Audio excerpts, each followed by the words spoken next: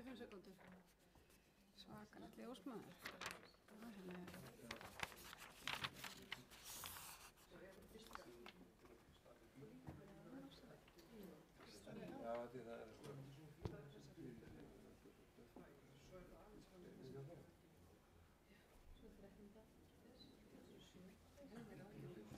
Jæja, góðan daginn og velkomin á þennan fund sjálfbærni hjá Vegagerðinni sem við köllum sjálfbærni með í för. Og það þannig að 2024 þá kláraði Vegagerðin umfangsmikla vinnu varðandi stefnumótun næstu ára og einn af lykilþáttunum í þeirri stefnu var sjálfbærni sem við kölluðum sjálfbærni með í för. Þannig að það engar tilviljanir hér. Fyrsta sjálfbærni stefnan okkar leit svo ljós í vor og samkvæmt henni að þá unnið að ábyrgri nýtingu fjármagns og auðlinda til þess að draga úr kolefnisspori meðal annars, bæði í framkvæmdum og líka í rekstri Vegagerðarinnar. En auðvitað án þess að við missum sjónar á markmiðinu með rekstri Vegagerðarinnar, þar að segja að við eigum samgöngukerfi sem skilur okkur hratt og örugglega fram. Þannig að vinnan sannarlega komin af stað. Þessari stefnu fylgir umfangsmikið markmiðaskjal og í dag ætlum við að fara yfir allavega 2 af þeim verkefnum sem þar eru, en líka ræða svolítið þessa vegferð sem við erum búin að vera á og sem við höfum markað okkur fram á veginn. Því þetta auðvitað langhlaup og mikil vinna og hættir aldrei því að umhverfið síbreytilegt. Í dag verða 4 erindi hér. Við byrjum á sjálfbærnistefnunni og næstu aðgerðum að Hólmfríður Bjarnadóttir, forstöðukona sjálfbærnideildar, ætlar að taka það. Páll Valdimar Kolka Jónsson, sérfræðingur á sömu deild, ætlar aðeins að segja okkur hvað þetta þýðir að lækka kolefnisspor. Af því þetta auðvitað mjög mikið af hugtökum, en hvað þýðir þetta raunverulega þegar við erum komin fram og við erum að einblína á framkvæmdir hér, en auðvitað allt undir.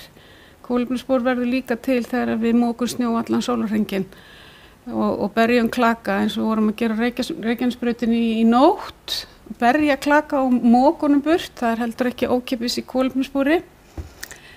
Auknar umhverfiskröfur í útboðum, Oddur Sigurðsson Hagalín ætlar að fara yfir það og síðan ætlar Guðmundur Valur, framkvæmdastjóri þróunarsviðs, að fara yfir hvernig við getum nota kolefnisreikninginn, Loka, við brúargerð, en við kynntum hann einmitt í fyrra og mikilvægt tól til þess að geta reikna kolefnisspor á þess að það sé heljarinnar framkvæmd eða verkefni í sjálfu sér, skilvirk leið til að reikna kolefnisspor. Þannig að það heilmikil dagskrá framundan, ég vona að þið njóti vel, bæði þeir sem eru hér í sal og eins þeir sem eru í streymi. Og ég ætla ekki að hafa þetta lengra, enda höfum við hér ljómandi góðan fundastjóra sem heitir Pétur Matthíasson og hann ætlar að taka við. Já, takk fyrir það, Bergþóra. Að gera klappa. Sem oftast, það ánægilegt að sjá marga hér í salnum og náttúrulega ánægilegt líka að fyrir þá sem eru í streymi að þeir hafa þá minnkað kolefnissporið með því að sitja við tölvuna sína og horfa á þennan þátt, en þetta held ég að sé mjög mikilvægt og brýnt mál. Við ætlum að sjáum við dagskrána og síðan ef það eru spurningar frá þeim sem eru í streymi að þá það slido.com og lykilorðið umhverfi. Þannig að þið getið farið að leggja fram spurningar á Slido strax. En við bara vindum okkur strax í þetta og Hólmfríður Bjarnadóttir ætlar að ríða vaðið. Gjörðu svo vel. Takk. Já, góðan daginn og velkomin á morgunfund Vegagerðarinnar umhverfismál og sjálfbærni. Ég heiti Hólmfríður og eins og fram hefur komið forstöðukona deildarinnar umhverfi og sjálfbærni. Markmið þessa fundar sem búin að vera í undirbúningi í töluvert langan tíma að kynna það sem á döfinni í umhverfis- og sjálfbærnimálum innan Vegagerðarinnar og afrakstur þeirra áherslan sem settar fram í stefnu Vegagerðarinnar sem samþykkt var 2024 og á stofnun þessara deildar fyrir 1,5 ári. Þetta náttúrulega málefni sem ávallt í þróun og við fundum þegar vorum að fara yfir sjálfbærnistefnuna og aðgerðaáætlunina núna sem var samþykkt í maí að það töluvert sem við myndum vilja uppfæra nú þegar. En þetta sem sagt kynning á því sem var kynnt í maí. Sjálfbærnistefna setur ramma fyrir vinnu Vegagerðarinnar sjálfbærnimálum, hvert Vegagerðin vill stefna og kynnir aðgerðaáætlun með 20 áherslum og aðgerðum til að mæla árangur og ramma inn vinnuna. Það mikilvægt að nefna að vinnan til allra starfsemi Vegagerðarinnar, ekki bara verklegra framkvæmda, heldur einnig viðhalds, reksturs og þjónustu og krefst þáttöku allra deilda Vegagerðarinnar og það hefur líka verið hluti af vinnunni við sjálfbærnistefnuna vinnan innan stofnunarinnar. Allar deildar sem sagt og svæði all land til að ná árangri. Eins og Bergþóra kom inn á þá að sjálfbærni markmiðin, það var nýjung í nýrri stefnu Vegagerðarinnar að vinna markvisst að innleiðingu sjálfbærni í starfseminni og það náttúrulega alveg grundvöllur þess að vinna við þennan málaflokk að það sé stuðningur og yfirstjórn sé biðji þessa vinnu svo að segja og deildin umhverfis sjálfbærni var stofnuð í apríl. Það náttúrulega leiðarljós að starfsemi Vegagerðarinnar að koma fólki á milli staða á öruggan hátt. Og það þetta sem við þurfum líka að hafa í huga og sjálfbærni að sjálfsögðu tengd umhverfismálum sterkum böndum en það líka félagsleg sjálfbærni, samfélagslegi þættirnir og stjórnun. Loftslagsáhrifin hafa verið mikið umræðu og það sem við munum fókusera núna á í dag með 2 verkefnum úr sjálfbærnistefnunni. Síðan sjálfsögðu tækninýjungar og það eins og ég kem að hvernig við tökum að sjálfbærnimálum í hönnun framkvæmda. Það þegar við tala loftslagsáhrifin eitt, síðan sjálfsögðu náttúru þættirnir líka og það tegundir, gróður, hvernig við vinnum með votlendi, félagsleg þættir eins og áhrifs hljóðmengun, lífsgæði fólks, ekki bara koma vel til staða, heldur hvernig innviðir Vegagerðarinnar hafa áhrif á það og þjónusta þeirra. Loftmengun, við erum með verkefni í því, hljóðmengun og landslag og fleira. Dæmi umhverfis, ég ætla að nefna líka að sjálfsögðu búið að vinna að umhverfismálum í Vegagerðinni lengi og með þáttöku ýmissa deilda. En það sem nýtt með sjálfbærnistefnuna við römmum þetta inn og þegar við gerðum hana líka þá kom í ljós að það ýmislegt sem það sem markmið sem komið langt og við að jafnvel búið að uppfylla en okkur mikilvægt að lyfta því upp og gera það sýnilegt. Dæmi umhverfis- og sjálfbærniverkefni það að sjálfsögðu sjálfbærnistefnan eins og ég kem aðeins meira betur inn á. Það aðgerðaáætlun loftslagsmálum sem við erum þátttakendur að aðgerðaáætlun ríkisstjórnarinnar. Rannsóknir og þróun, við erum í töluverðri norrænu samstarfi og ég heyrði kollega mína segja smá í gríninni líka í alvöru að þetta nú bara verið að tala loftslagsmál og í tæknihópunum í norrænu samstarfinu svo þetta eitthvað sem farið að síast inn allstaðar. Og maður getur ekki bara talað umhverfismál sem inn í einu sílói. Kolefnisreikningin Loki, það Guðmundur Valur mun koma með dæmi það hvernig hann notaður í brúagerð og hvernig við vinnum að honum innan hús. Norrænt rannsóknarverkefni hreinsun og meðhöndlun vatns frá vegum líka dæmi norrænt samstarf og svo umhverfiskröfurnar í útboðunum sem Oddur mun fjalla núna á eftir. Önnur verkefni sem hafa verið unnin núna, þetta nú dæmi frá síðastu ári, það umferðaraukning varðandi uppbyggingu Þorlákshöfn, hvernig þetta hefur verið áhrif á vegakerfið og samfélagslega áhrif. Það stýring á umhverfisþáttum í starfi Vegagerðarinnar, að við fylgjumst með hvað mikið verið að nota mismunandi efnum. Grænu skrefin höfum við verið að vinna lengi og búin að gera grettistak í því núna og það líka að vinna í samstarfi við starfsstöðvar all land. Svo sumt aðeins eins og grænu skrefin náttúrulega verið að vinna að hvað maður að segja, innan við hjá Vegagerðinni, hvernig við erum að vinna, hvernig við erum að úrgangsflokka og hvað efni við erum að nota og annað slíkt. Skráning og viðbrögð við umhverfisatvikum, ágengategundir, stuðning og svo stuðningur við verkefnastjóra við umhverfisþætti einstakra framkvæmda og það gaman að nefna Ölfusárbrúin svona svolítið tilrauna case getum við sagt, varðandi að skrá olíunotkun og fleira, en Guðmundur Valur kemur nánar inn á það á eftir.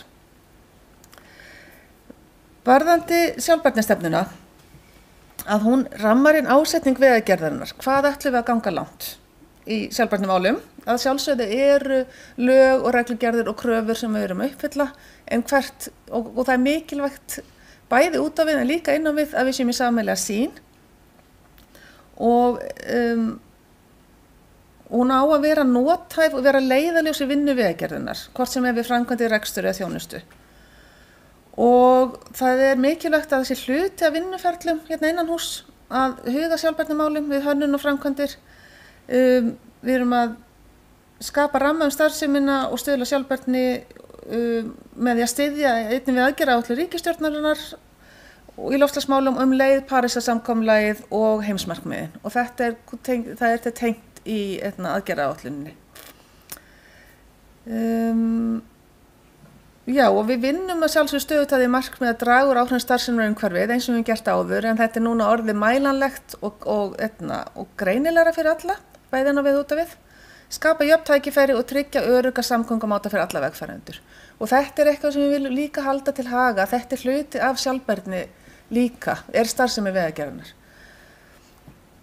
Hérna sjálfbærnistefnan, hún aðgengileg á heimasíðunni, en við flokkum þetta upp í umhverfislega sjálfbærni, samfélagslega ábyrgð og sjálfbæra hagsæld og sjálfbæra stjórnunarþætti.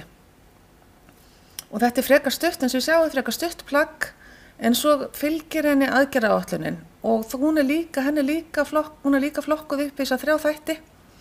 Og ef við nefnum, ég ætla ekki að fara í gegnum alla 20 atriðin, en ef við tökum fyrir markmið að auka endurnýtingu í framkvæmdum viðhald og þjónustu, þá sjáum við að það eru mælikvarðar, hvernig okkur að ganga, hvaða aðgerðir það eru, hvað getum við farið í og hverjir hérna innanhús, hvaða deildir og svið innanhús að vinna þessum málum. Og þá má nefna í þessu samhengi að við erum nú þegar til dæmis að nota malbygg þegar við erum að taka upp gamla vegi og byggja nýja, þá skoðum við hvernig hægt að nýta malbyggið í yfirborð nýrra vega eða í burðarlagið. Svo þetta eitthvað sem nú þegar orðið hluti af, bara fara vel með hlutina, en við erum að fylgja þessu eftir með sjálfbærnistefnunni. Flokk og nýta úrgang, þetta þá meira, getum við sagt inn á við, hvernig við erum að flokka á starfsstöðunum okkar. Líffræðilegu fjölbreytileiki eins og ég sýndi áðan, þetta svona hvernig við erum að fylgjast með ágengum tegundum og við tókum þátt í norrænu rannsóknarverkefni varðandi þetta, þar sem við erum að nota gervigreind til þess að þekkja lúpinuna með ýmsum stigum og hvernig við getum fylgst með henni og hvaða aðgerðum við viljum grípa til. Og síðan loftslagsáhrifin og seglan og þá bæði að sjálfsögðu hvert kolefnisspor framkvæmdanna en einnig hvernig erum að bregðast við veður eða loftslagstengdum atburðum og hvernig getum við aukið seglu inn við okkar í hvort sem það ofsaregning, flóð, örskreyður og fleira. Og við erum með rannsóknarverkefni þetta sem verður kynnt í næstu viku á rannsóknarráðstefnunni, sem ég auglýsi hana nú líka. Samfélagsleg ábyrgð, það sjálfsögðu öryggismálin fremst í flokki þar, en einnig að bæta loftgæði og hljóðvist og tryggja aðgengi að þjónustu, búsetu og störfum með fjölbreyttum ferðaþáttum og ferðamátum og hvernig hægt að tengja þá saman. Og síðan síðasti hlutin eins og ég segi, þetta bæði svona þá út af við hvernig við erum að vinna en líka við séum að rýna okkar starfsemi innan Vegagerðarinnar. Hver þekking starfsfólksins, og við sjáum til að sé fræðsla í boði og hvetja starfsfólk okkar líka til þess að nýta virka samgöngumáta. Rekstur og stjórnhættir, að það sé forstjóri sem raun og vera á sjálfbærnistefnuna og fylgir eftir að við fylgjum eftir að það sé framfylgt og þetta sé bara greinileg markmið að minnka úrgang og við séum að vinna þessu markmið. Nú ég ætla ekki að hafa þetta lengra en ég ætla bara sýna að það sem kemur hér á eftir, það eru loftslags áhrifin og það eru 2 verkefni, annars vegar það hvernig við setjum umhverfiskröfur í útboð og hvaða vegferð við erum á þar sem Oddur mun kynna og hitt kolefnisreiknirinn Loki sem hefur verið þróaður hér innanhús í samstarfi við Eflu og komin í notkun við hönnun allra framkvæmda. Takk fyrir.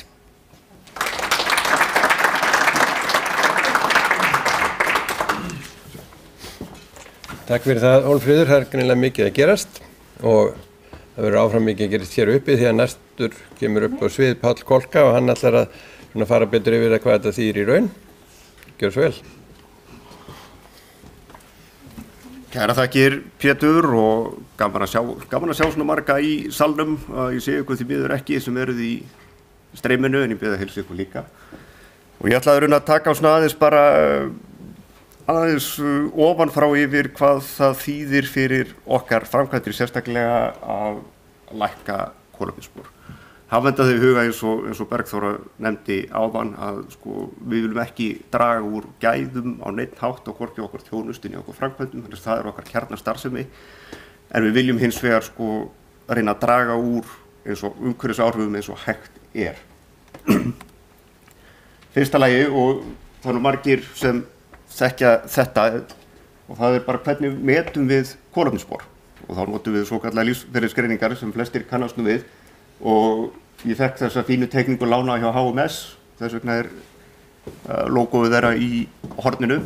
En þá tökurinn yfir lífsferil framkvæmdarinnar, alveg frá því að þú byggir og þangað til að þú rífur hana niður. Og þá hver þáttur með ákveðið kolefnisspor og oft hægt að telja sér til tekna þó mínus að maður duglegur að endurnýta eða endurvinna efni við niðurrif, til dæmis sem endurvinnu stál eða annað slíkt. Og tækið sem við notum, svo áður hefur verið nefnt til þess að meta kolefnisspor okkar framkvæmda Loki kolefnisreiknir sem en hann eins og næri ekki yfir alla þessa þætti og það alveg viljandi. Fyrsta lagi þetta fyrsta útgáfa og fyrsta útgáfa á aldrei að vera fullkomin, annars kemur fyrsta útgáfan aldrei út. Og líka bara þetta eru svona þessir þættir sem við teljum okkur geta haft mest áhrif á. Það þá byggingarefnin A1 til A3, þið þurfa ekkert að muna þessa fasa frekar þið viljið og byggingarsvæðið og þá þurfa að flytja efnin á framkvæmdarstaðinn og vinna framkvæmdina og svo það endurnýjun eða svona stærra viðhald á líftíma mannvirkisins. Og hvað þýðir þetta? Ég búinn að taka saman nokkra, þetta eru svona þessi klassíski vegur þegar þú kemur út fyrir höfuðborgarsvæðið, 1+1. Við þekkjum þá öll og keyrum þá mismikið eftir hvað maður duglegur að fara landið. Og þetta eru þá meðaltalstölur yfir þessi vegi, kolefnisspor þessa vega reiknað með Loka, en ég tek það fram að þess að takið ekki tölvunum alveg strax heilugum sannleik vegna þess að við höfum eftir að ná ennþá meiri massa af þessum framkvæmdum í gegnum Loka og fá þá nákvæmari eða betri tölu þess að það eru náttúrulega margar breytur sem koma þar inn hvað kolefnissporið mikið og sumar þeirra ráðu við og aðrar ekki. Stundum það bara landslagið sem stýrir því hvað við þurfum til dæmis mikið af efni, fyllingar og annað slíkt, þannig að breytileikinn töluverður. En þið sjáum að þetta eru svona það bil 740 til 960 tonn af CO2 ígildum per kílómetra á vegi og svo þetta reiknað niður á fermetr til þess að geta borið saman framkvæmdir. Og losunin hún skiptist svona það bil á þennan hátt á milli þessara fasa sem ég ræddi áðan. Það þá 13–16% eru byggingarefni sem eru þá í rauninni framleiðslan á þeim og þangað til að þau eru flutt til landsins og á framkvæmdastað sem þá dettur þau niður á flutning á verkstað sem 6–10% og byggingarframkvæmdin sjálf 16–23% sem alveg töluverður hluti. en endurnýjunin hún telur svolítið þungt, en það þarna í svona vegi að þá þarf á það bil 30 ára fresti að taka burðarlagið sem dæmi, þá þarf nýtt burðarlag og svo það endurnýjun á slitlaginu sem telur þarna helst inn. En sko bara aðeins til þess að taka þá endurnýjun í burtu, en þess að á mörgu leyti þá þarf náttúrulega að hugsa þetta allt í einum ring, en endurnýjun, þessu stóru þættir, að þeir eru sumu leyti ekkert ósvipaðir framkvæmdanum sjálfum.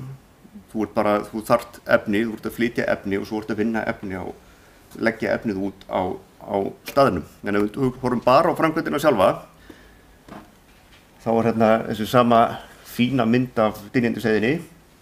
Þá eru komin í 430 til 560 tonn CO2 per kílómetr, þetta þá framkvæmdin sjálf með hráefnunum sem þú þarft.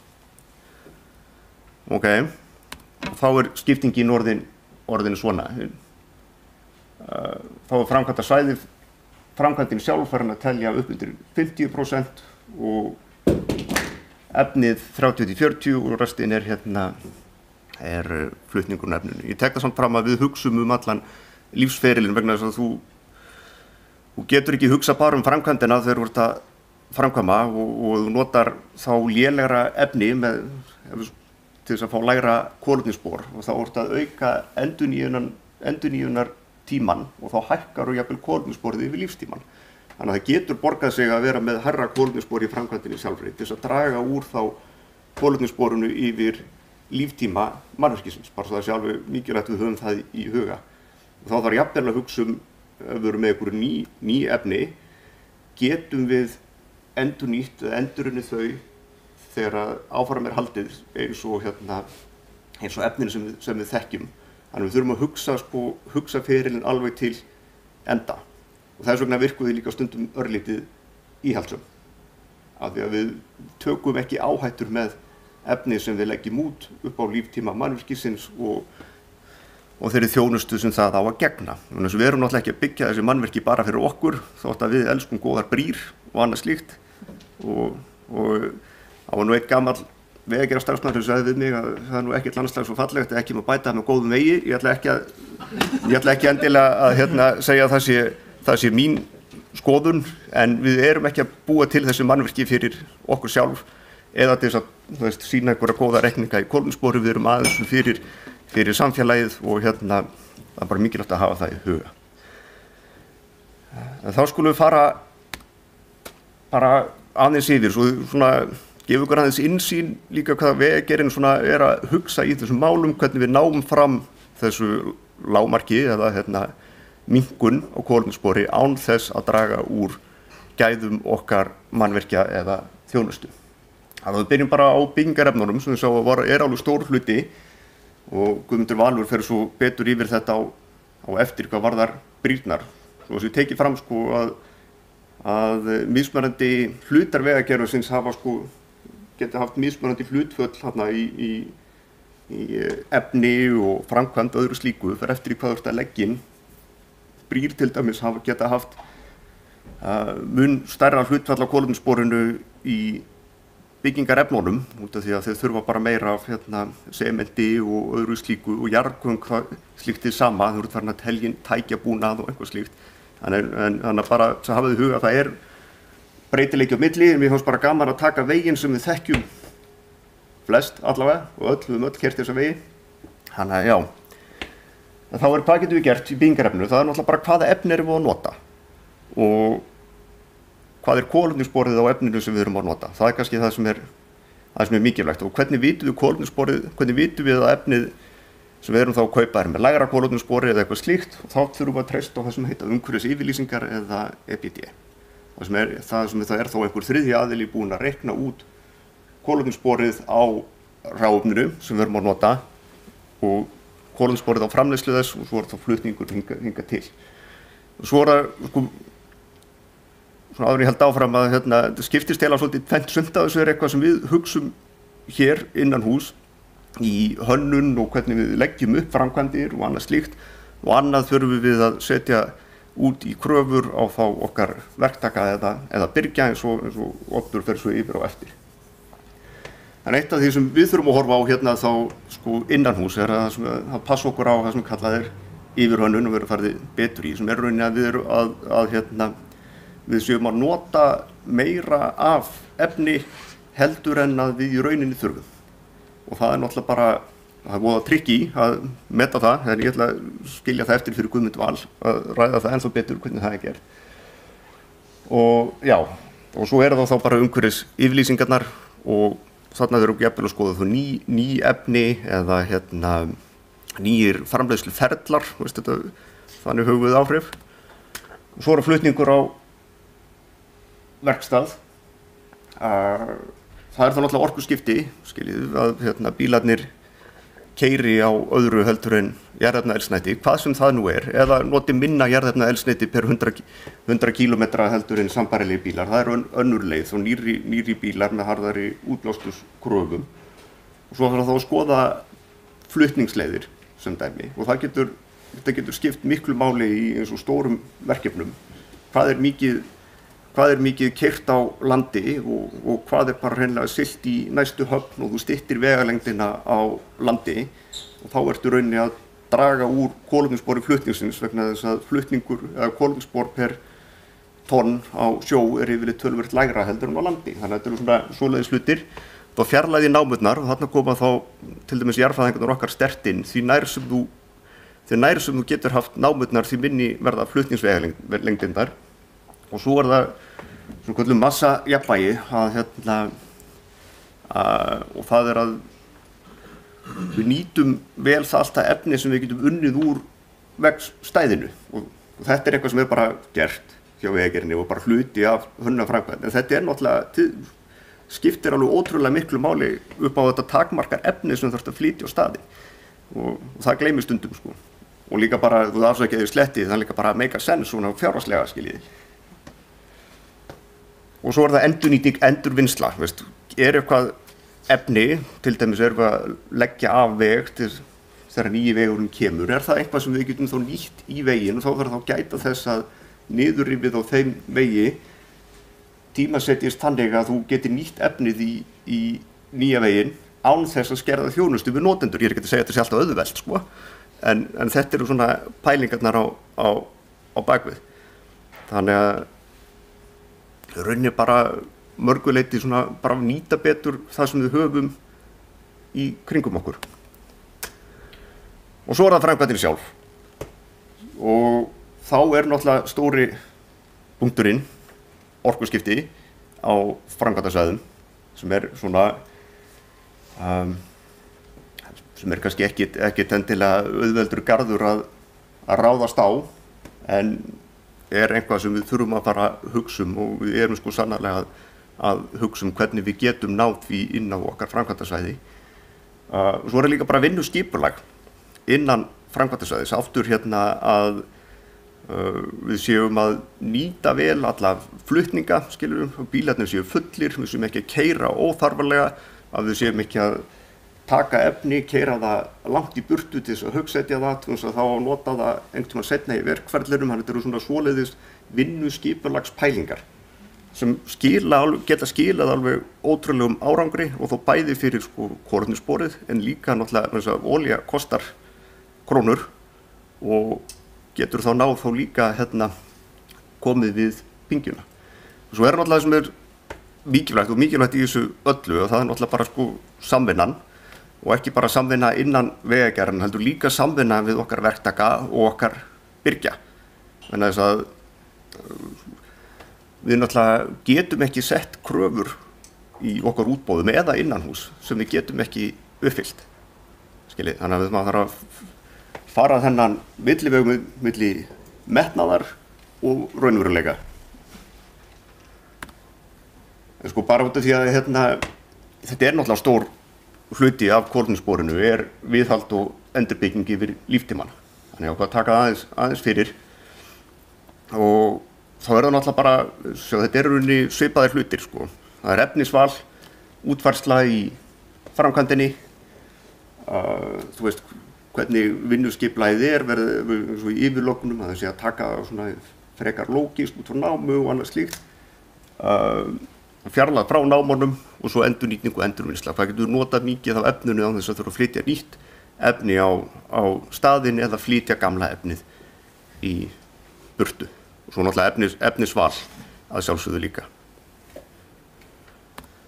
Og svo líka bara eins og síðustu dagar hafa sýnt okkur sko að Vegagerðin ekki bara, við erum ekki bara að framkvæma, við erum líka að þjónusta og þjónustan náttúrulega bara mjög mikilvægur hluti og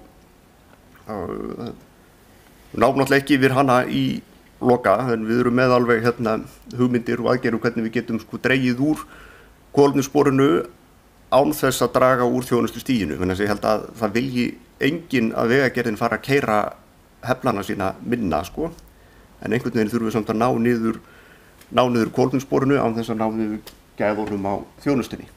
Og þá náttúrulega efnisval, hvaða efni erum við að nota í þjónustunni, hvaða efni erum við að nota í stikur, hvaðan kemur saltið okkar og annað slíkt, hefur náttúrulega töluverð áhrif. Flutningurinn á því efni og saltið, með skosti sumarsaltið landið nú flutt með skipi í næstu höfn sem dregur úr kolefnissporinu. Ég veit ég hvort ég munið eftir þegar saltið okkar strandaði í Breiðafirði, sumarsaltið, en það var rosa gaman. Og svo það náttúrulega sama orkuskipti. Ný orkuvélar. En á sama skapi líka að það séu þá nýrri tæki sem eru þá með minni útblástur og eyða minni olíu per 100 kílómetra. Þetta síðasta glæran, þau alveg verið að laus við mig og þetta rauninni bara svolítið svona af hverju við erum að þessu og eins og Bergþóra og sagði og Hólmfríður að þetta gerist ekkert allt í einu og hver veitnum okkur muni mistakast jafnvel í einhverju af okkar aðgerðum. Ég ætla alveg að opna fyrir það. En það bara líka allt í lagi, við erum að reyna eitthvað nýtt. En við pössum okkur á því að kannski afleiðingarnar af því að mistakast sé ekki katastrófískar. Og fyrir það fyrsta náttúrulega Vegagerðin stærsta framkvæmdastofnun þjóðarinnar. Það bara þannig. Þannig að það náttúrulega þá bara okkar hlutverk líka að vera með svolítið skýr skilaboð og praktísk skilaboð og reyna að leiða markaðinn í einhverja átt. Svo höfum við náttúrulega bæði bein og óbein áhrif á loftslagsmarkmið stjórnvalda, svo taka fram sko að heildarkolefnisspor á framkvæmd hjá Vegagerðinni og það telst ekki komplett til sko ábyrgðar Íslands í loftslagssamningnum, skiljum við að tala um þess að samfélagslega losun og annað slíkt, heldur það þó eiginlega framkvæmdasvæðið og flutningur hér á landi og ef það framleiðsla á Íslandi í minni einingum og þá telst það drögum úr því að þá erum við að hafa áhrif á samfélagslega losun frá Íslandi en við erum að horfa á þegar vandinn hnattrænn og við erum að horfa á hnattrænn þannig að jafnvel við séum að hafa þá áhrif á framleiðendur út í Evrópu eða Kína og þá erum við að hafa áhrif hnattrænt og svo veit ég ekki hvort að allir átti sig á því en það mjög sterkur andi nýsköpunar og svona lausnamiðara nálgana innan Vegagerðarinnar sem kannski veit ekki hvort að fólki séð alltaf sýnilegt og það var bara verið að lengi þess vegna með þessa fínu mynd af brúnni yfir Hvítá, við erum vön að aðlagast, við erum vön að finna upp á nýjum leiðum og hlutum án þess að og með það leiðarljósi að líka auka þjónustustigið okkar og gæði mannvirkjanna. Þannig að þetta bara einn þátturinn þar inn. Og okkur finnst líka mikilvægt að þær aðgerðir sem við förum í að þar skili raunverulegum ávinningi. Takk.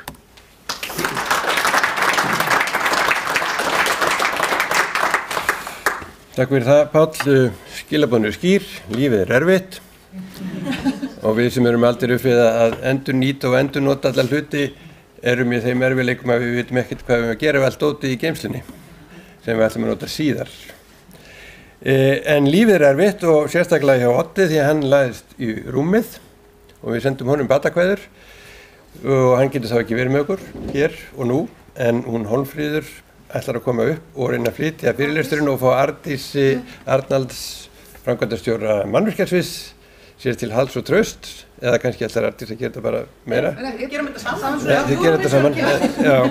Þetta er svona tveir kynnar. Gjörðu svo vel. Takk fyrir. Já, viltu kynna þig kannski, Arndís? Fyrst að þú ert ekki í dagskráni. Já, ég heiti Arndís Ólafsdóttir Arnalds og er framkvæmdastjóri mannvirkjasviðs. En þetta er svona það sem að haldið að vera svona mest spennandi fyrir morgunfundin, svo það svolítið synd að Oddur kemur ekki, en við gerum okkar besta.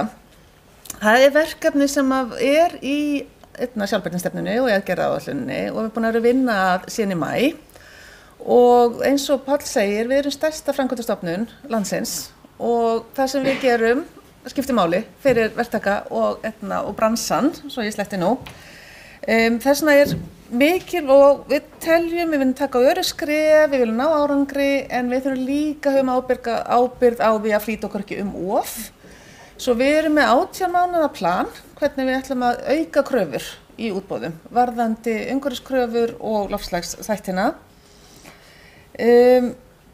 Helstu breytingarna sem verða núna í vor, með sjá hvort það, já, það er ekki alveg komin að þessu, að verða ríkari krafa tækjalista og áætlaða tækjanotkun strax þegar skilað inn útboði vegna útboðsvegagerðarinnar. Og það er að segja hvaða tækja á að nota og það verður skila gögnum hver eldsneytisnotkunin í einstaka verkefnum. Við reynum að gera þetta og kemur að því seinna eins auðvelt og hægt fyrir verktakana. En þetta gera þau kröfu samt að ef þú ert með sama tæki þá verður að vita hvað þú notar tækið og hvað mikil eldsneytisnotkun í hvert verkefni vegagerðarinnar fyrir sig.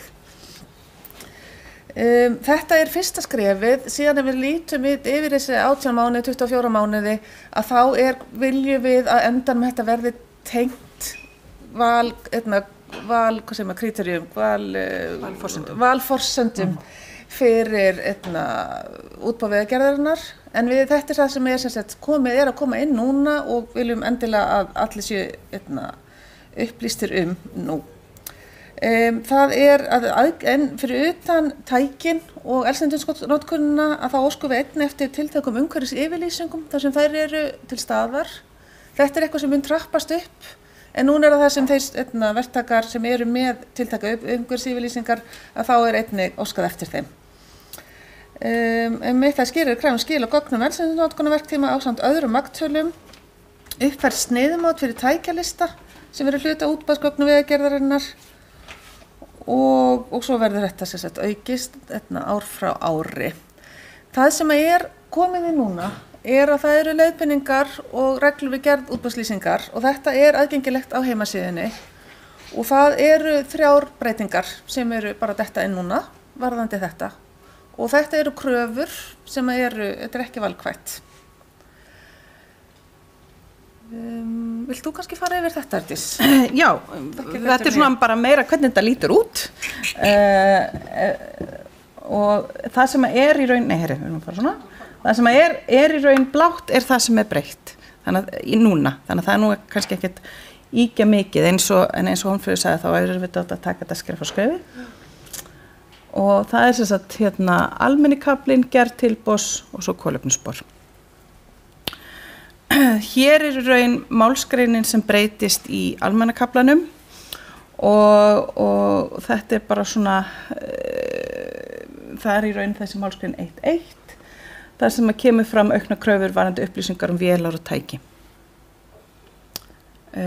Síðan það gerð tilboðs og þarna erum við aftur bara að vísa í þessar auknu kröfur og við erum bara núna að safna upplýsingunum. Það í raun það sem hugmyndin að þessu fyrsta skrefi. Hér svo vísað í þetta Excel-skjal þar sem þetta fyllt út, þannig að þetta ætti að vera tiltölulega auðvelt að setja þetta inn. Og það sem kannski bæta við að við viljum fá þessi gögn hvaða tækja það hver eldsneytisnotkunin og síðan Excel-skjali byggt upp á þann hátt að kolefnissporið reiknast út sjálfkrafa. Svo þetta það ekki eitthvað sem að verktakarnir eða þeir sem eru að gera tilbúin þurfa að hafa áhyggjur af heldur en það bara þessi og líka áður þetta bæði hver var notkunin eftir framkvæmdirnar eða líka hvaða tæki þið áforma að nota fyrir framkvæmdirnar. Svona lítur Excel-skjalið út, kannski Vilt þú taka það? Nei? Ok. en hérna þetta í raun bara fyllt svona út og þannig í raun bara bensínlítarnir sem þarf að detta þarna inn. Þið þurfið ekki að reikna kolefnissporið, bara Excel-skjalið gerir það. Það svona flýti þetta val, maður getur valið hvers konar eldsneyti, hvers konar tæki og svo framvegis. Það svona val, það bara að velja rétt sem þið eru notendavænt. Já. Blessunlega þetta loka glæran. Þannig við ekki bara að þakka fyrir okkur. Já. Takk og þess að bæta við þetta aðgengilegt á heimasíðunni og við munum af því að þetta var svolítið svona snupparlega þessi kynning að þá munum við fylgja svo eftir líka með meiri upplýsingum, með frétt þetta, það sem þetta er útskýrt betur. Já, ég held að það hafi verið að reyna að senda þessi skýru skilaboð að þetta sé ekki flókið og það sé ekki að vera að biðja svakalega miklar upplýsingar og bara fyrir verktakana að fylla svolítið inn í þessu fyrsta skrefi og síðan munu koma fleiri skref á næstu misserum og árum þar sem eru gerðar auknar kröfur að skila inn og geta reiknað út kolefnissporið í framkvæmdum. Ég ætla að minna þá sem eru að fylgjast með í streyminu að það er hægt að leggja fram spurningar inn á slido.com og slá inn umhverfi, það er lykilorðið til þess að komast inn og endilega komið með spurningar ef einhverjir eru og svo kemur kannski ljós að geti spurt Hólmfríði og Arndísi erfiðara spurningar sem Oddur hefði getað svarað og þá sjáum við hvort þær náið því. En það er komið að Guðmundur Val sem er framkvæmdastjóri þróunarsviðs og hann ætlar að tala kolefnisspor íslenskra brúa og hann er nú hér þannig að það er kostur.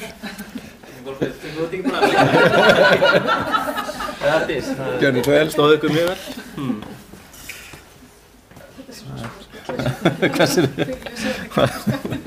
Það er gaman að vera með ykkur í dag. Ég ætla að segja ykkur frá þessu, hvernig við ætlum að nota loka á kolefnisreikni og þannig að þessi verði ávinningur, raunverulega ávinningur eins og Páll kom inn á af verkefnunum hjá okkur.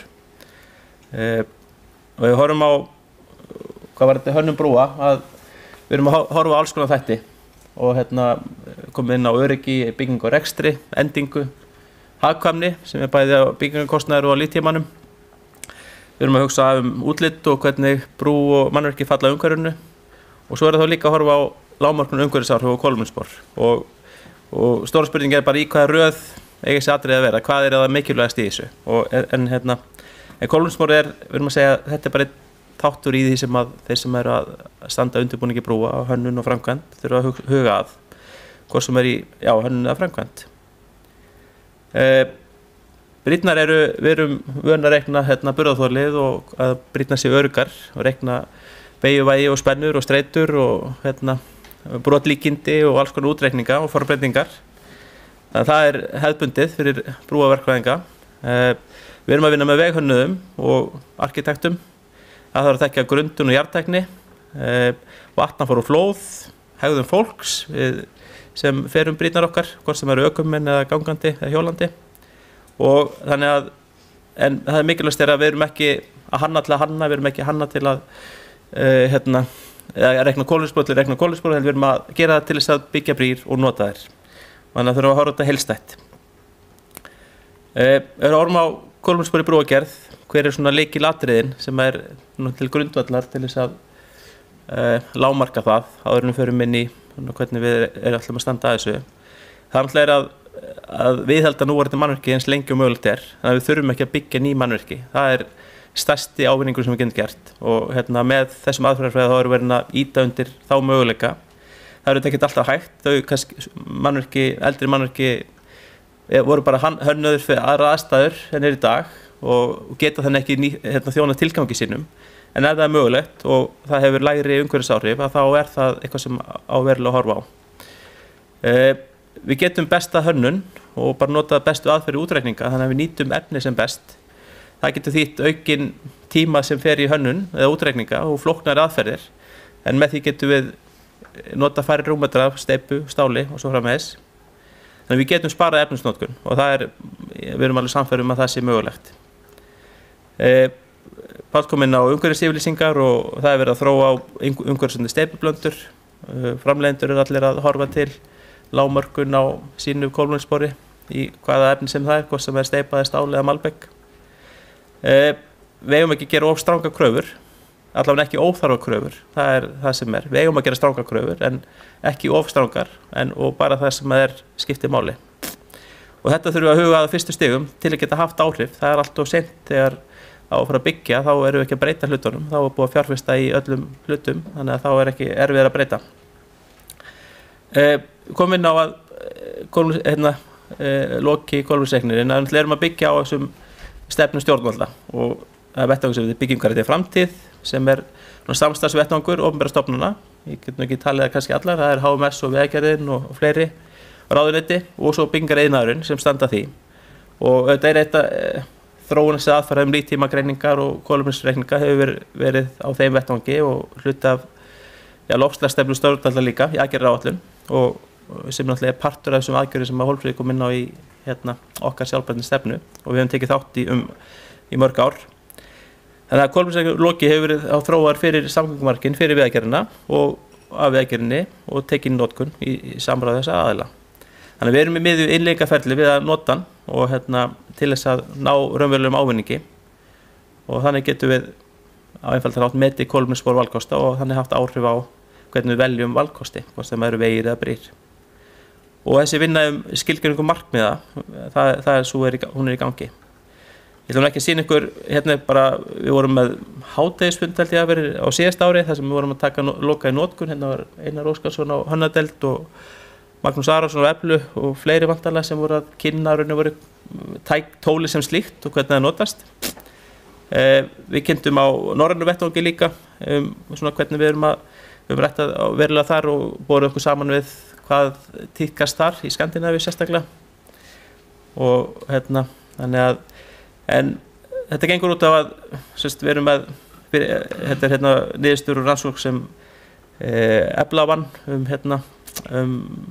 sjálfbærni brúa og hér dæmi 64 brýr sem eru byggðar frá 80 til 2020 alls konar að búið að meta kolefnisspor allar þeirra út frá þeim gildum sem inn í leiknum sem eru byggja á losunargildum í dag sem eru aðlagaðar íslenskum aðstæðum, taka hliðsjón á Norðurlöndum, þannig að fyrir hvern rúmmetra steypu eitthvað ákveðið kolefnisspor, fyrir hvern rúmmetra stáli eða tonna stáli og svo framvegis. Hver einasti verkþáttur þá metinn og en byggja bara á hefðbundinni magntöluskrá. En ef við horfum kannski á brýr byggðar eftir 2010-12 sem eru 35 og þá hann hönnuð fyrir fullu álagi eftir að Evrópustælar tóku full gildi hjá okkur og lýsir kannski svolítið hvernig hönnunarforsendur brúa í dag. Þannig að við fókusum kannski á þessa 35 sem eru lengst til vinstri á myndinni. Og þetta að byrja alls konar gerð. Það eru stálbitabrýr með steyptugólfi, eftirspenntabrýr, plötubrýr og svo framvegis. Ólíkri gerð og lengd. Þarna eru bara dæmi nokkrar. Þannig að grunngildið, útreikna kolefnisspor brúa sem eftir 2012, 35 brýr inn í þessum gagnagrunni og ég held að þessi búið að reikna ennþá fleiri í dag, að þið sjá þessar línur að fyrir brýr í einu hafi styttri brýr og það þessi bláu punktarnir að þá meðal kolefnisspor brúa eða það sem bundið í mannvirkjunum þá 1,4 tonn á per fermetri brúagóls. Fyrir lengri brýr og þá sem rauðalínan, þá meðalgildið 1,1. Sjá punktana, þetta dreifist töluvert og en þetta þessi meðalgildi sem við erum að horfa til. Og þá þessi safn mannvirkja eða brúa sem hafa verið byggð frá 2012. Ef við horfum á hvað kostar kolefnið og við erum aðeins verið að velta þessu fyrir hvernig á að beita kostnaði til þess að reikna það inn í verð raun og veru. Þannig byggir á ETS viðskiptakerfi losunarheimildir að þá kostar tonnið af kolefni kannski 100 evrur. Þetta eitthvað meðalverð frá 23 til 25. Þannig að við horfum 200 metrar langa brú, tekja akrina, að þá kostnaði kolefnis og með þetta meðaltalsgildi að þá kostnaði við kolefni sem bundið í mannvirkjum kannski bara 1–2% af byggingakostnaði. Ef við myndum bæta því við hvað kostar okkur að binda kolefni sérstaklega, að þá það bara 1–2%. Og af hverju ættum við að minnka kolefnisspor 20%? Það er engin ávinningur í kostnaði raun og veru. En það að ef við myndum nota að einhver munur, 20% munur á okkur þessari lausn versus hinni lausninni og ættum að reikna að það kostar eitthvað í kolefni, að þá hefur það engin áhrif í samanburði kostnaðar. Þannig ég held að það sé, við getum ekki, en það þá einhver ákvörðun að kolefni í framtíðinni kosti ekki 100 evrur, heldur 1000 evrur. Það einhver svoleiðis, en ég held að það sé ekki, við náum ekki ávinningi með þeirri aðferð. Og við erum höfum lagt upp, þetta kynnti Magnús í Danmörku í fyrra og hitti fyrra, að við eigum alveg, með betri efnisnotkun og hönnun og hugsa sérstaklega það, að þá teljum við alveg við getum lækkað þessi grunngildið, þessar línur, blá og rauðu, við eigum að geta lækkað þær með því að horfa sérstaklega á efnisnotkunina og bara með þá hönnuninni og þannig að við getum lækkað þetta 15–20%. Svo kemur náttúrulega til viðbótar, eins og það allir framleiðendur að hugsa kolefnisfría steypu, stál og svo framvegis, og malbiksframleiðendur líka. Þannig að það kemur til viðbótar við raun og veru það að efnin sem við notum, að þau hafi þá minni kolefnisspor. Og þetta byggir á þá losunargildunum sem eru inn í gagnagrunninum í dag, sem þá 23–24 eitthvað svoleiðis. Þannig að öll þessi útreikningu miðað við þann. En svo ef að framleiðendur komið með betri losunar minni steypu eða hvernig það að þá kemur það til tekna. Þannig að þessi 15–20% bara það hönnunin, efnisnotkunin per rúmmetri sem við erum að nota. Þannig við erum ef við horfum á, við erum með þessi 1,1–1,4 tonn per fermeter brú og gólfs og við erum þá að kolefnissporið, þessa KL gildi sem kemur út úr reikninum, að það þetta verður hluti af hönnaferlinu og bara breyta í því að við erum eins og við erum að reikna brotlíkindi eða öryggi gagnvart álag versus styrkur byggingarefna, að þá þetta bara einn partur sem reiknaður og hann byggir bara, gerður á einfaldan hátt á magtöluskrá mannvirkjana. Þannig við erum að setjum okkur að fyrir styttri brýr að þá ætlum við að vera undir 1,1 og fyrir lengri erum við 0,9 og eins og segið miðað við þessi núverandi inntaksstærri losunargildi. En það er mér sagt að ef við erum yfir, við fáum þetta bara út úr hönnuninni, að þá eitthvað rautt flagg sem kemur að það hönnunin ekki nógu að hagkvæm eða þú ert nota meira efni heldur en meðaltali segir til að þá allan þarf að gera sérstaklega grein fyrir því og það geta verið fullkomlega eðlilegar aðstæður. Aðstæður eru mismunandi, þú ert að byggja brýr, þú getur verið það getur verið grundun eða eitthvað sem veldur því að bara aðstæður eru þannig að það eru þarft meira efni.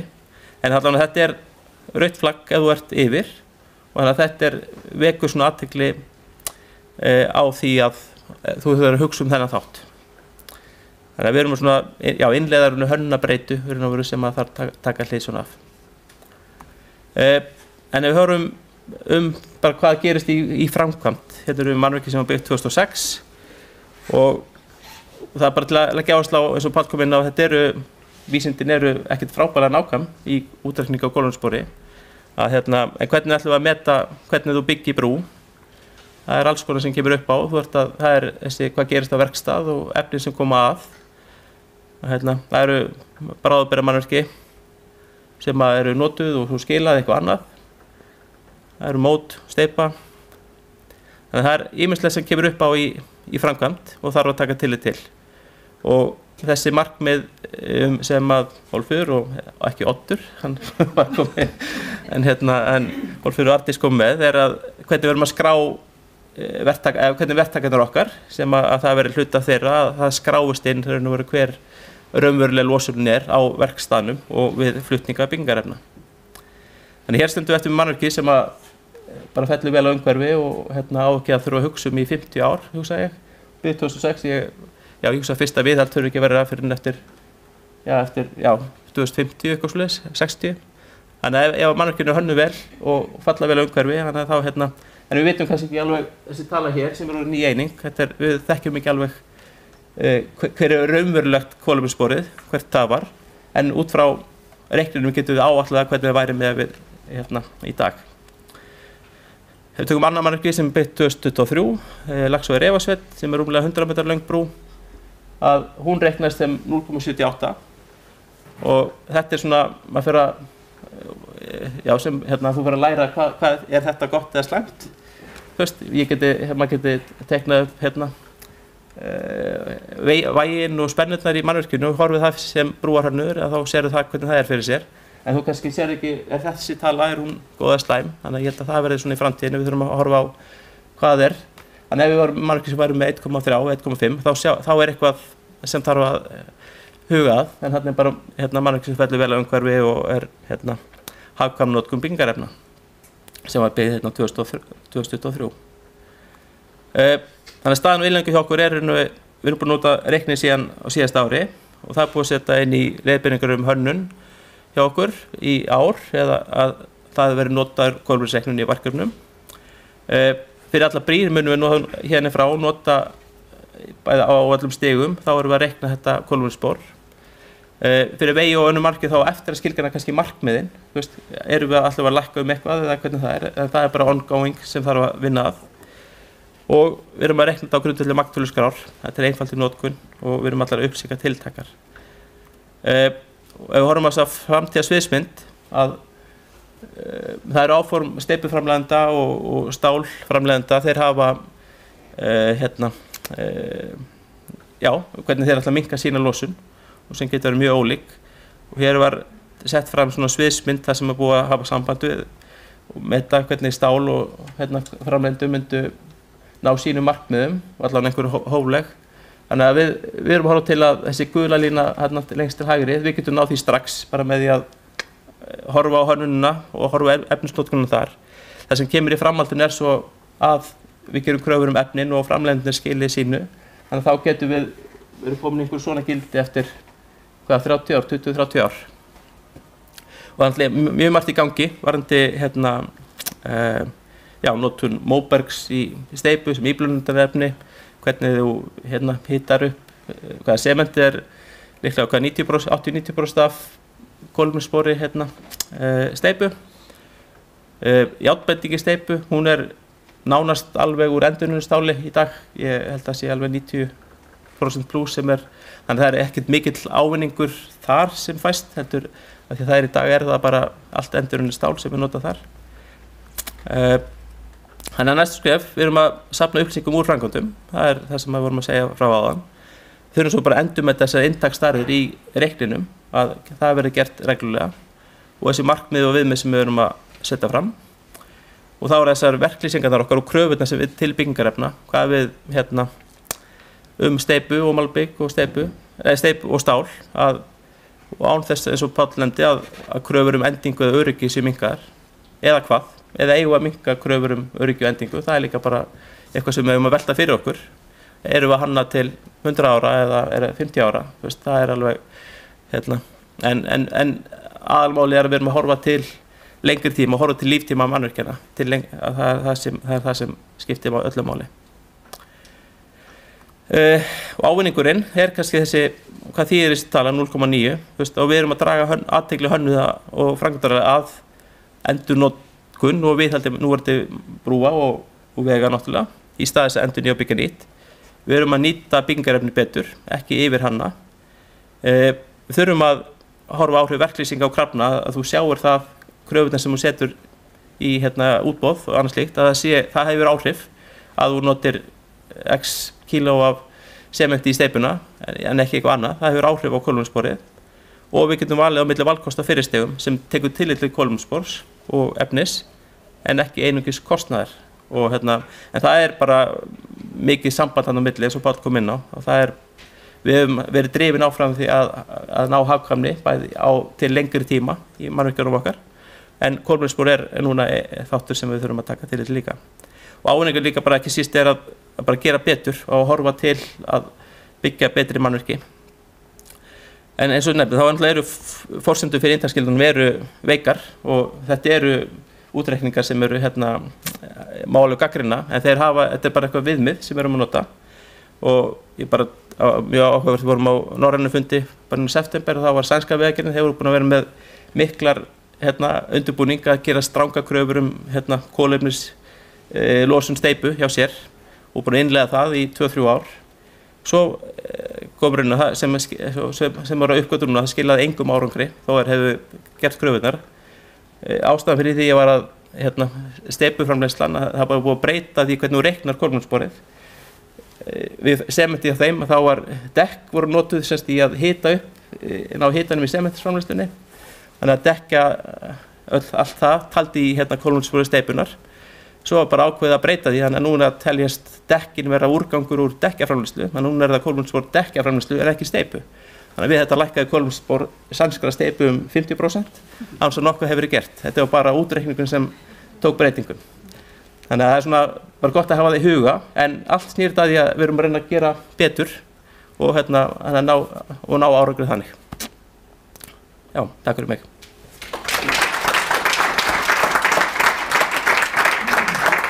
Já, takk fyrir það, Guðmundur Valur. Já, það er þetta með verkfræðinga og útreikninga. Það er nú eins og það er.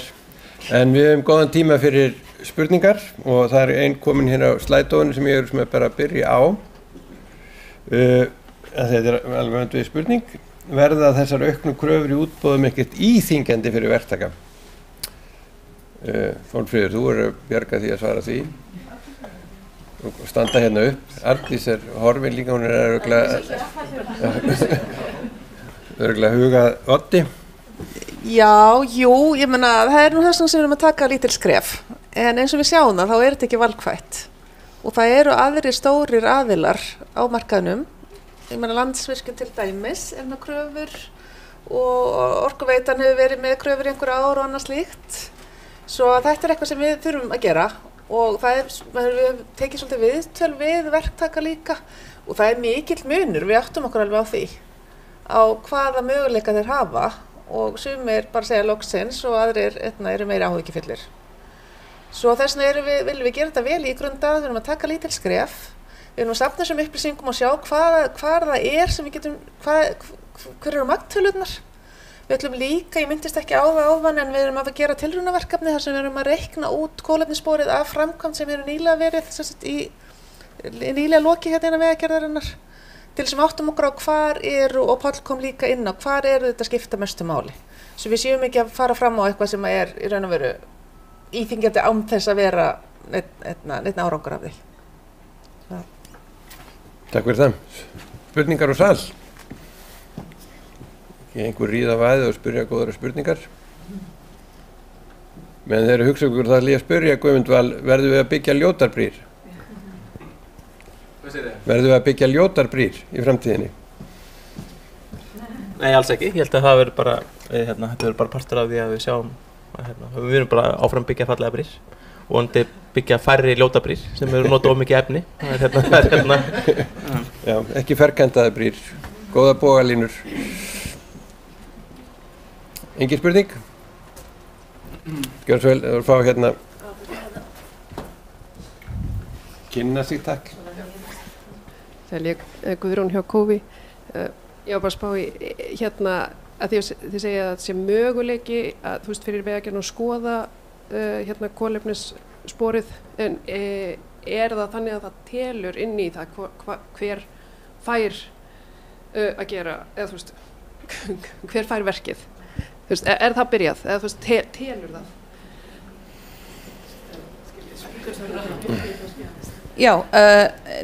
Já, ok.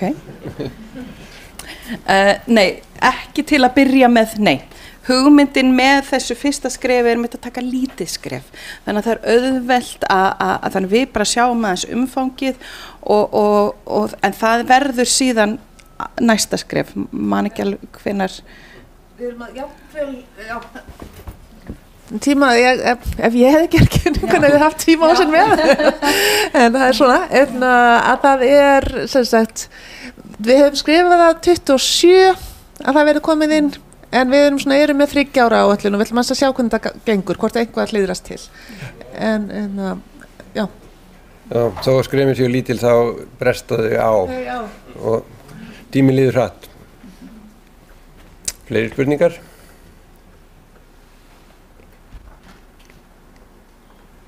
Það verður, já.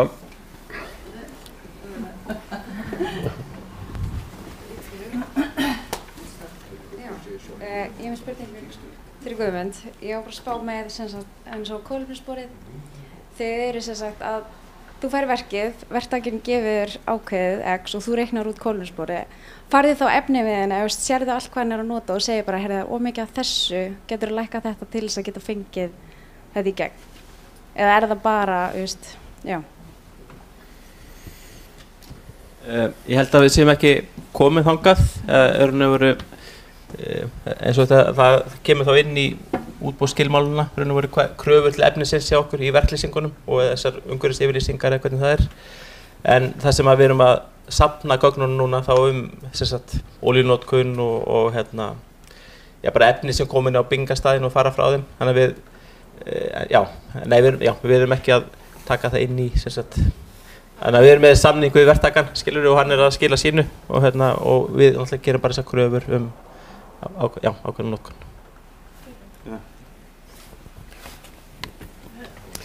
Já.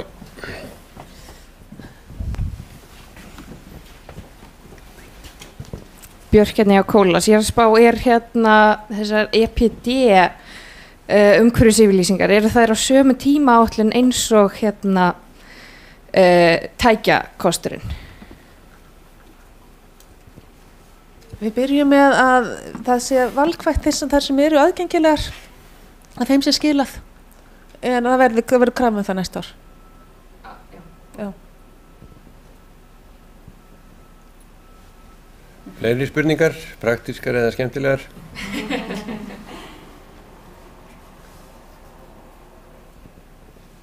Já, ef ekki þá bara þakka, já.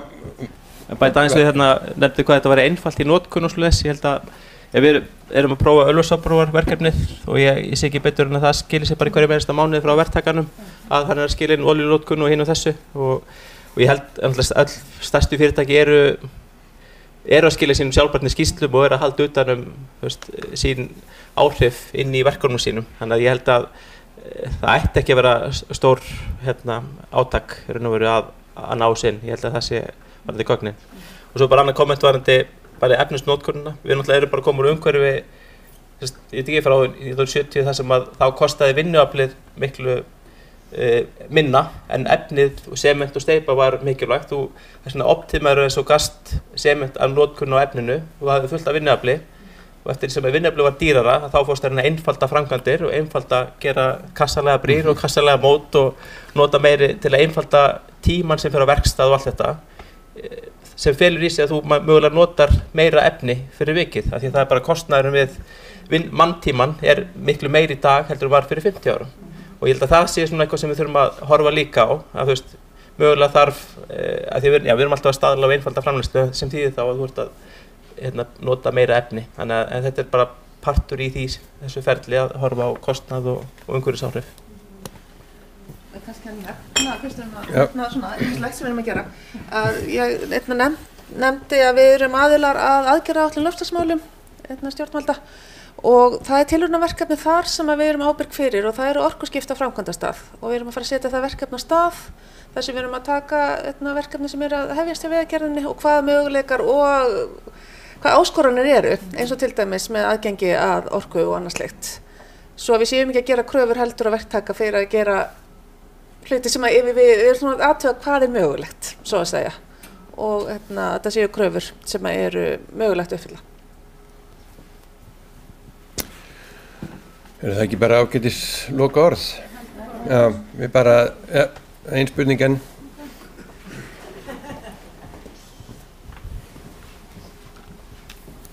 Fyrir verktakana, fá þeir líka skjali til þess að sjá hvað þið verið að skoða sérstaklega? Sem sagt eins og þeir að bjóða upp verk og þeir að skoða til þess að minnka, hafa meiri kolefnislosun eða eru þeir, fá þeir líka skjali til þess að geta reiknað út eða er það bara við sem að reiknað út?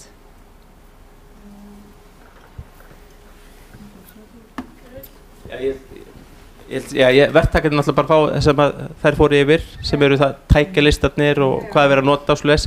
Það er verktakarnir sem að taka það til sín og nota, raun og veru. Það sést alveg sko útreikningarnir. Ég bara fyllið inn, þetta er flott að kynna ykkur. Það fyllt inn og þá bara reiknum, þá bara grættu þetta inn allt. Það er bara við sem að gera það, þeir fá ekkert að sjá. Þeir fá að sjá það, það er fylla, já, það er verktakar sem fylla inn það skjal og það er sama skjal og við erum með líka, þetta er bara sama skjal. Þú veist, í dag eru verktakar að skila hvort þið er tækjalausum til okkar, skilur við, en það er bara ekki með þessum aðferðum, það er bara gert á bara handskrifaði ekki, oft hérna. Þetta er framtíðin, hún er núna, en ég held að við ljúkum bara þessum fundi og takk fyrir komuna hingað í Suðurhraunið og takk þið sem fylgdust með okkur í streymi. Takk fyrir, bless.